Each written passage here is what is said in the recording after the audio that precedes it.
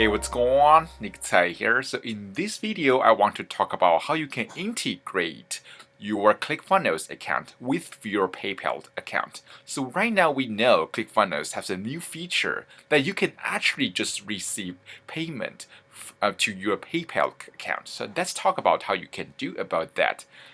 So the first thing we want to do is we want to go to our setting. Then we want to go to our payment gateway. Then we want to add new payment gateway. Then you can choose PayPal V2. So right now we want to set up the API key here. So the way we go about that is we want to go to PayPal developer. So you can find the link here, right? So I will post the link here. So you just go here for the PayPal developer. So then we want to choose live.